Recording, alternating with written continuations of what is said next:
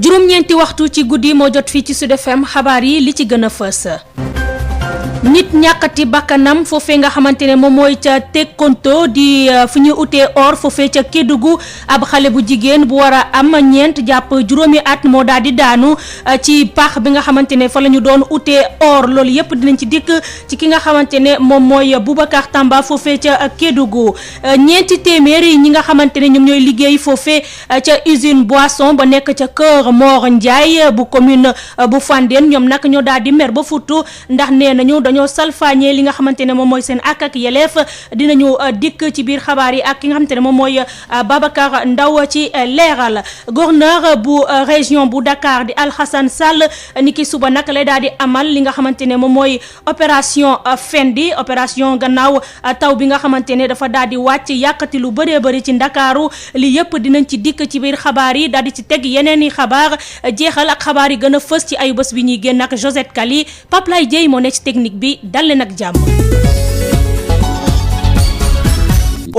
Odile Minkilaan moo ne ci kàddu gi ma leen di jaajëfal bu baax a baax ci ànd bi ngeen di ànd ak rajo Sud FM di fi taataane xabaar yi ni ma leen ko waxee ca bopp ba noonee lañ koy dooxee ak benn nit bu ñàkk bakkanam ni ki tey ji ci dibéer bi foofee nga xamante ne moom mooy Tekkonto di ab bërëb bu ñuy utee or foofee ca Kédougou ab xale bu jigéen bu war a am ñeent jàpp juróomi at moo daal di daanu nag ci ab benn pax boo xamante ne dañ fa doon utee or kii nag nekk ñeenteelu nit boo xamante ne ñàkk na bakkanam diiru ñeenti weer ci li nga xamante ne moom mooy dëkk bërëb boobee ñuy utee or foofee ca Kédougou dañuy daal di teewlu nag kii di Boubacar Tamba. naxarat tiis la askan yi yeewoo dëkk bii di Tekkonto ak li ko wax nekkee ndax dibeer kii ci fa ñuy gase urus ab xale lu jigéen bu ay atam tollu ci diggante ñeent jàpp juróomi at moo fa ñàkk bakkanam xibaar yi fa xuusee fasoon nañ ni dafa àndoon ak ay waajuram di ay doomu Guinée yoo xam ni dañ doon wut urus ñu ñàkk ko bàyyi xel faf mu daanu ci benn kamb yu bari yi fa ne way takk der yi nag bañ ko yégee lañ daal di yegg si saa si ngir def seeni constat jamono ji ñuy addu ñu ngi doon yóbbu néew bi fi nga xamante ne mooy centre de santé bu Kédougou laaj ba fi jib nag mooy ba xam lan moo waxal ci barab jooje ñu fay gas urus ba tey ndax kenn ku ne xam na ni ba mbas mi duggee ba léegi kilifa yi dañoo tere yëngu-yëngu ni mel dëmb rek bañ fay jaar fekk nañ fa mbooloo bu takkoo takku accident yu ni mel ñu ngi bëgg bari ci barab jooje ndax buñ fàttalikoo fukki fan ak juróom weeru mai amoon na ñetti jigéen ya fa ñàkkoon seen bakkan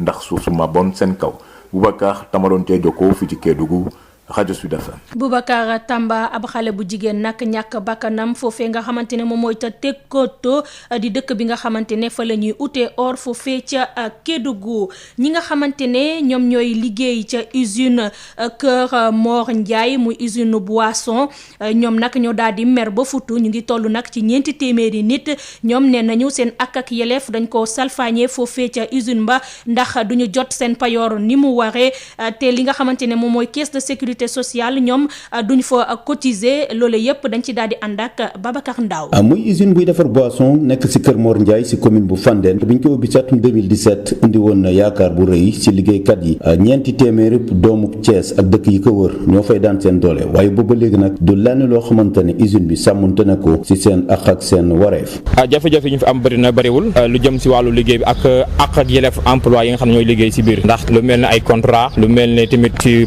paiement bi lu mel ne wàllu 12 heures de temps. ay sénégalais la ñu di liggéey 12 heures par jour salaire yi demewul noonu condition de travail yi métti na IPRES bi versé wuñ ko caisse sociale versé wuñ ko. 12 heures de temps yi dafa métti parce que mënoo chaque jour ngay liggéey 12 heures de temps toog 1 heure de temps nga amoon pause 1 heure de temps boobu ñu mayoon sax léegi bi ñu delloo 12 heures de temps yi parce que dañoo xeex ba ñu commencé liggéey 8 heures de temps après bi confinement bi jàllee ci tabaski bi yooyu après tabaski ñu liggéey une semaine 8 heures de temps après ñu proposé waat ñu 12 heures de temps yi. xeex boobu duñ ci wéet ne ñàkk ko respecté digg yooyu sax moo tax syndicat bi jóg fas yéene taxaw seen wet Latir Fall jiite ko. mais seet nañ ba xam ne vraiment conditions yu travail yi métti na dem nañ inspection du travail ak ñoom signé fa un protocole d'accord ne chaque weer dinañ def 10 contrats dinañ verser l'IPRES verser les caisses sociales créer par exemple les congés pour les travailleurs mais dafa doy waar surtout nag li ci gën a métti confinement bi mu ñëwee on a confiné les travailleurs mais y a 100 yoo xam ne dañu nekk ci biti. sa jàpp nañ ne li ko tàmbale ci altine bi danañ dem ci inspection du travail ngir tey jii usine bii di Lana Boisson Production sàmmonteeg li nga xamante ne moo ko war ak liggéeykatam yooyu. alors fay ñu leen léegi bi ñu leen wooyee ñoom ñu ne mënuñu weesu 30 ou 40% xeex nañ ci ba sonn tout ça mais léegi nag ñu convoqué l'ensemble des travailleurs fii à la bourse du travail def benn plan d'action boo xam ne dañ koy appliquer bañuñu ci ba dem au tribunal du travail parce que conditions yi liggéeykat yi métti mënatuñ ko seetaan on sera obligé maintenant vraiment jouer suñu partition dans cette affaire. ñi nga xamante nag ñoom lañ joxoñ waa usine ba ay chinois yor ko nanguwuñu yëy yàbbi rawatina ci kanamu taskatu xibaar yi Babacar Ndaw ci Sud FM. ñi nga xamante ne ñoom ñooy waa service d'hygiène tey nag dañoo daal di wàcc foofee nga xamante ne moom mooy école Grand Médine ngir seetal ko gannaaw ba nga xamante ne dafa war a jël ay nit ñu bëree bëri ñi nga xamante ne ndoxu taw bi dafa daal di nangu seeni kër ci noonu dañ ciy teewlu kii di major Alla Ngom bu service national de l'hygiène ak kii di Amadou Moustapha Dieng. La nuit du 5 au 6 lu yu am solo ñoo amoon foofu donc des ménages de Grand Médine ont été impactés, des maisons même démolies. Plus de 40 personnes ont été sinistrées ñu jël leen loger leen ci école élémentaire Grand Médine maire bi nag wooñu pour ñu def ay mesures d'hygiène comme ni ko maire personne defoon ci semaine yi la ñu génn ba ñu ñëwee nag ministre de la santé fekk nañ fa indi leen ndimbal am solo ay moto pompe ay désinfectant ñun nag bi ñu ñëwee dañuy jeter dispositif sommaire bi donc daal def ay enquête préliminaire wane ne foofu de moom amul maladie diarrhéique ci camp bi mais moustique yi la jël na leen 8 fekk ñun déjà préparé nañ suñu moyen organique d'intervention bi ko defee la ñu commencé def ay messages de prévention de sensibilisation wax leen matuwaay ñu jël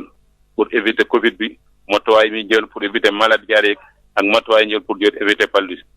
après ñu jël campagne de destruction de moustiques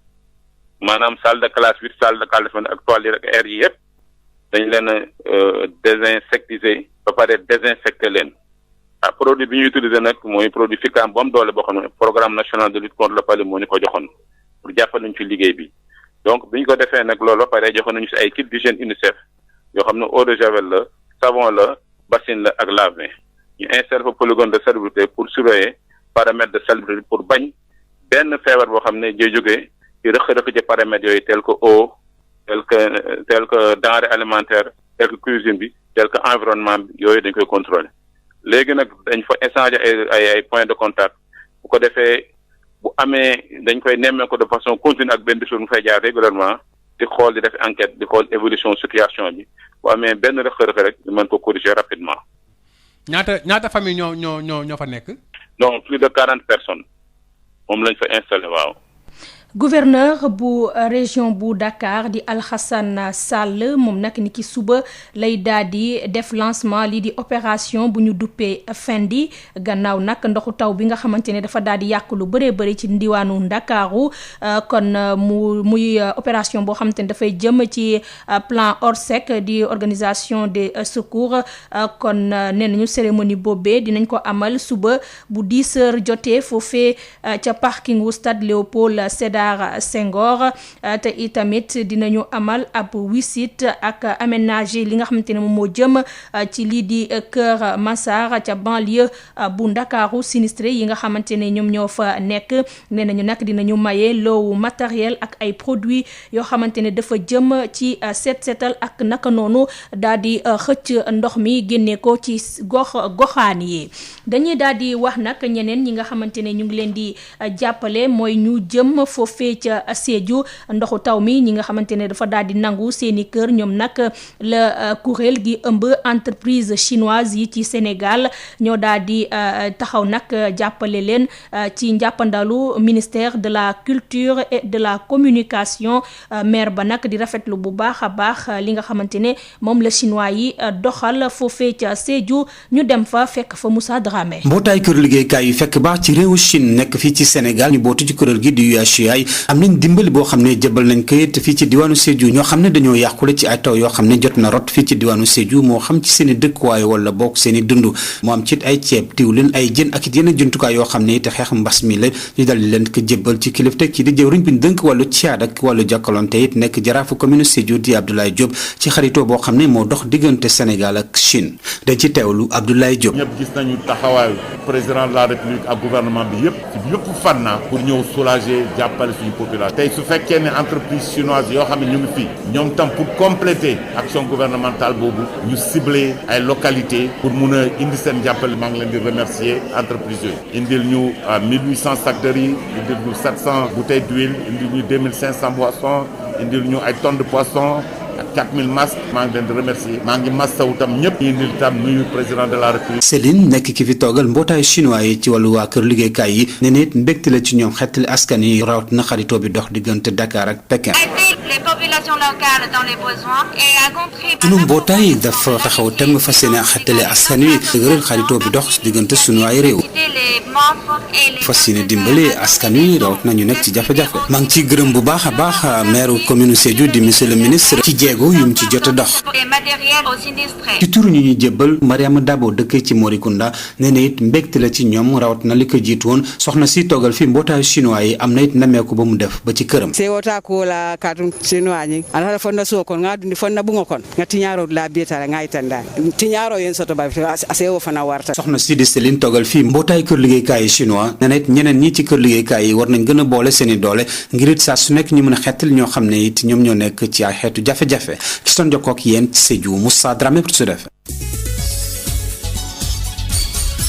xibaaru bitim réew. xabaaru biti réew yi dañ koy dooree fële nga xamante ne moom mooy ca Guinée ñi nga xamante ne nag ñoom ñooy fukk ak benn politique ñi nga xamante ne ñoom ñooy ay candidat lañu ci présidentielle bi ñu amal fukki fan ak juróom-ñett ci weeru octobre bi ñu dëgmal ñoom nag ñoo daal di def ab dànk di xeex ki nga xamante ne moom mooy Alpha Condé gannaaw ba mu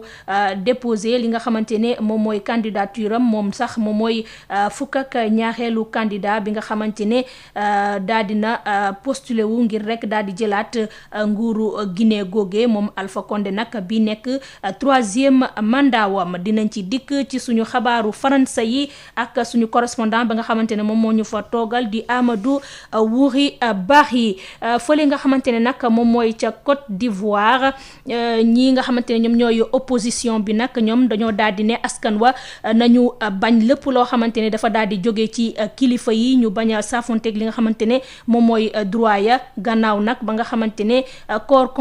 cour constitutionnel bi nag dafa daal di valider candidature kii di Alassane Dramane Ouattara daal di rejeter nag candidature kii ñi nga xamante ne ñoom ñooy Laurent Gbagbo ak kii di Guillaume Soro ñoom nag ni ki tey ji coalition opposition boobee bu ivoirienne bi nag tey dañoo daal di amal ab ndaje foofee ca Abidjan ki nga xamante ne nag moom moo ko jiite woon moom mooy président Henri Konan Bédié lii yëpp dinañ ci dikk nag ci xabaaru faransa yi ak ki nga xamante ne moom mooy Aji Fatou Bari fii nag la ñuy daal di demee ci ñaareelu ponk xabaar yi di xabaar yu gën a fës ci ayubés bi ñuy génn ak Josette Kali. dal leen jàmm ci jotaay bi fësal xibaar yi gënoon a am solo benn ci ayubés fi ci Sud FM. Kër Massar moo nar a nekk juróomeelu département bu région bu Dakar nekk ci Sénégal gi yëpp ñeent fukk ak juróom-benneel ba bile annonce ki ko xamle moo di njiitum réew mi Macky Sall ginnaaw visite bu mu doon amal ca bërëb yu mbënn mi sonal waaye ci loolu président Sall mu ngi sàkku ci maire yi ak préfet yi ñu dakkal lépp loo xamante ni ay autorisation la jëm ci lotissement ci zone yi nga xamante ni ndox mi dafa bëri lum fay taa. ñu teewlu ay kàdduwam. bu ñu defee lii bu ñu demaat ci yeneen i xur di fa def ay dëkkuwaay parce que ndox moom fu mu daan jaar saa yu ndox ñoo defa lay jaar kon dinañu fexe ba lii ñu engagé ko mu am solo programme national la nag kon du gox bi rek parce que am na yeneen gox yu am jafe-jafe su ko defee fii ak mois d'octobre dinañu pare lépp luy préparation pour que ñu tàmbali liggéey bi. ñaareelu mbir bi ma leen bëggoon wax tey mooy Kër Massar xam naa jafe-jafe yi fi nekk d'abord mbooloo mi fi yeewoo bés bu ne nekk na lu jéggi dayoo boo koy comparé ak li des ci biir Sénégal kon nag Kër Massar laaj na ma taxawu ko taxawu bu bees moo tax ma ne fas yéene naa ñu def ko département boobu nag faaw ñu xool yan commune ñoom la ñuy boole ngir mu nekk département Kër Massar xam naa ne ay études am na waaye dinañu continuer ci lu gaaw waxtaan ak maire yi waxtaan ak population yi waxtaan ak kilifa aada yi ak yu diine pour xool yan cohérence yan commune ñooy mën a ànd ak commune bu Kër Massar ngir former le nouveau département de Kër Massar loolu nag buñ koy wax du rek créer département waaye mooy xool wàllu sécurité bi nu ñu koy doolelee nu ñu leen di doolelee ci wàllu assainissement bi loolu incha allah bu dul yàgg danañ ko taxawal fii ci département bu bees bi ñu fas yéene def. ñu desandi ci boobee mbir ba tey ndax ca pencum ndaw réew ma teg nañu ab commission d'information boo xamante ni war na teg ab rapport ci juróom-benn ci ayu bés ngir benn dossier ñeel mbënn mi ak it plan décennal bii di xeex wàllu mbënn mi boobee commission ñu ngi xamle ni fukk ak juróom ci ay député yoo xamante ni ci parti politique yi nekkee ci parlement bi yépp ñoo ci bokk Amadou Moustapha Dieng. Assemblée nationale dina taxawal ci fan yi di ñëw benn mission d'information ngir leeral lu ngatu lépp lu jëm ci wàllu mbënd mi ak it plan bi nga xam ne taxawoon nañ ko fii dubbee ko plan décennal de lutte contre les inondations plan boobule waroon xeex mbënd mi diiru fukki at fii ci réew Sénégal mission boobule war na taxawal benn rapport boo xam ne gën ngaa yéex fanweeri fan ak benn ci weeru octobre 2020 war na ko jébbal njiitu réew mi te boobule rapport dina ci tënk li mu jot a saytu rawatina it ay digle ñeel président Macky Sall mission d'information boobule ay député ñoo ko nar a ŋànk fukk ak juróom lañ nar a doon bokk ci kujje gi bokk ci nguur gi majorité bi ak non inscrits yi nga xam ne faruñu fenn bu ñu sampee kuréel googule rek liggéey bi dafay door dem ba fii ak juróom-benn ayu bés yoo xam ne ci la war a liggéey daal di saytu lépp lu jëm ci wàllu mbënd mi moo xam ci Ndakaaru la ak ci bépp barab boo xam ne mbënd mi jot na koo laal ci fàttali mission d'information boobule commission yi nekk ci biir assemblée nationale diggante développement du bokk ci commission développement durable ak transition écologique commission aménagement territoire urbanisme ak habitat ak infrastructure ak commission finance contrôle budgétaire ba ki sax commission santé population affaires sociales ak solidarité nationale yooyu les commissions yépp ñoo nar a séq bi les missions d'information ngir leeral fan la ñu dugal koppar yi nga xam ne tegoon nañ ko fii diiru fukki at ngir xeex mbënd mi fii ci réew Sénégal. lépp loo xamante ni dogal la woon ñu jëloon ko ci xeexum mbas mi ci wàllum dem ak dikk bi yëkkati nañ ko léegi chauffeur yi dinañu mën di feesal seeni bus muy maanaam jëfandikoo place yi nit ñi di taxaw waaye ci boobee dogal bokk na ci ñu wàcc woon ni mu ko waree ak solub masque gi Thierno Birahim Aw mooy directeur bu CETUD. jamono dem na ba ñuy lever mesure de restriction yi maanaam ñu dellu ci économie boo xam ne ni dañ ko war a yëkkatiwaat te transport am ci doole lool parce que ñu ne place assise yi ñu autorisé woon ak place debout yi dañ koy indiwaat ci bus bi minibus bi ak taxi yi globalement waaye li ëpp solo ci mesure bi mooy port de masque bi ay obligatoire maanaam képp ku nekk ci oto bi sa masque obligation la pour yow opérateur bi tamit dañ ko laaj muy nettoyer oto bi benn yoon par jour war ko yées tamit mu fexe ba li nga xam ne moom la warloog ñiy dawal ñiy contrôler ñi di receveur mu jox leen équipement yi nga xam ne mooy tax feebar bi tamit ñu continuer di ko xeex ci loolu nërmee moo taxit dinañ dellu ci place assise yi ak place debout sàkku tamit ci ku nekk muy sol masque te respecter geste barrière. ci wàllum yoon Lamine Diack tëj nañ ko ñeenti atu kaso ci ñaar yoo xamante ni du ko tëdd ak tegaale ko ab amende 500 000 euros moom mi fi nekkoon jiitum athlétisme mondial jàpp nañ ni liñ koy tuumaal ci wàllum njuuj njaaj gi moo ko def bile dogal nga xamante ni justice bu réewum France joxe na ko ay avocat d'accorduñ ci di xamle ni xeex bi day wëy ci ñoom ñu teewlu ci maître Simon Ndiaye. Nous vous annonçons tout de suite que la défense de monsieur Diack va faire appel. ñu yëgal leen léegi ne avocat yu layoon Lamine Diack dañuy ñaan ndappel ci bile atte bile jaar yoon te du njaaxaanaay te wegul sax jëmmi doomu aadama ci boppam looloo tax ñun dañuy ñaan ndappel di xam ne atte bi tax jaar yoon moo di tribunal bi dafa toppin bu jéggi dayoo li nga xam ne loolu la parquet bi doon laaj tribunal bi dafa mel ni yaraange ak yeddaate la bëggoon def daal di ko jaaralee ci bile atte bu ñu jàngee atte bi dañuy gis ne dafa topp benn par benn li parquet bi doon laaj benn kàddu boo xam ne défense bi wax na ko dégluwuñu ko lépp daal dañoo tënku ci li nga xam ne loolu la parquet bi waxoon te moo ne day bi ñu jeexalee layoo yi parquet bi dafa waxoon ne ay layoo moom am na ay xel ñaar wala jeexi jaaxa ci mbir yi waaye tey tribunal moom li mu attee dafa mel ni lu ko wér te wóor la am seetlu nañ ci atte bi ay mbir yoo xam ne yu bëri yoo xam ne jaar yoon benn bu ñu naan am na financement campagne koppar yu dugal ci campagne campagne yi waaye ba léegi waxuñu kenn wala fenn foo xam ne mën nañu dut baaraam teg fa suñu loxo ne foofu la xaalis bi jaar ñaar nee nañu it am na xeetu wuruj maanaam abus de confiance waaye foofu la it jëm ci wàllu 15 millions de dollars waaye contrat yooyu ñi ko siifee kenn tegu leen ci yoon ñi nga xam ne ñi ngi liggéey ak monsieur Diack boobu ba léegi kenn tegu leen ci yoon te it kenn deful leen benn enquête lii lépp di firndeel ne ay la yéen atte bi moom jaarul yoon moo tax ñu ne tey tribunal bi dafa bëggoon def xeetu yaraange waaye teguwul ci yoon attewul li nga xam ne mooy dëgg jëm ci wàllu mbir mi looloo tax ñun bañ nañu atte bi te dañu leen d'appel. Nous allons contester cette décision en faisant appel.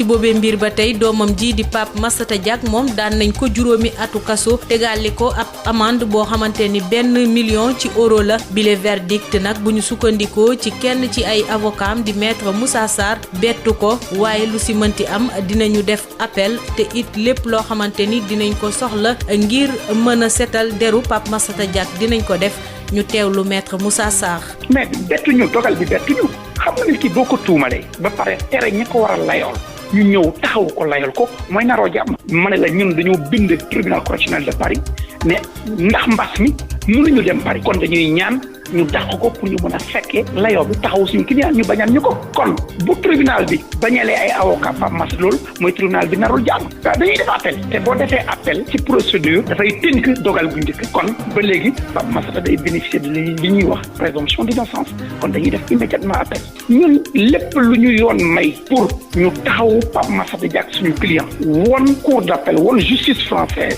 ne liñ koy tuumal amul danañ ko def bu jaree ñu demaat ci yeneen këru attekaay yi gën a kowe yi tamit danañ ko def donc du ñu bàyyi dara. fii la ñuy ndar képpee jotaayu xibaar yi gënoon a am solo benn ci ayu bés fii ci Sud FM seen rajo dig daje dibeer bi di ñëw.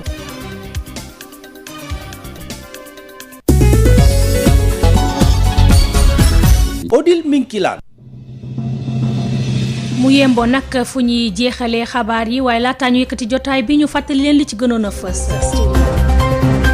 nit ñàkkati bakkanam fële nga xamante ne moom mooy ca Tekkoto di dëkk bi nga xamante ne fa la ñuy utee or ca Kédougou ab xale bu jigéen bu war a am 4 jàpp juróomi at moo daanu ci ab pax boo xamante ne dañ fa doon utee or demoon nañu ba foofee ca Kédougou fekk fa Boubacar Tamba 4 téeméer ci ay liggéeykat ya nekk ca usine bu boisson ba nekk ca Kër Mor Ndiaye ca commune bu Fandène dañoo daal di mer nag ba futu ndax nee nañu dañoo salfaañe seen ak yeleef seen payoor du ñëw ca waxtu ba bëri na ay jafe-jafe yoo xamante ne ñu ngi koy dund foofee ca usine ba déglu woon nañ ci kii di Babacar Ndaw gouverneur bu région bu Dakar di Alhassane Sall ni ki suba nag lay amal lancement lii di opération bu ñu duppee Fendi gannaaw nag ndoxu taw bi ba mu amee ay yàqu-yàqu yu bëri yoo xamante ne jural na ko askanu Ndakaaru kon mu nekk loo xamante ne dafay daal di dugg ci plan Orsec di organisation des secours di loo xamante ne ñu ngi ko doon lancé ca septembre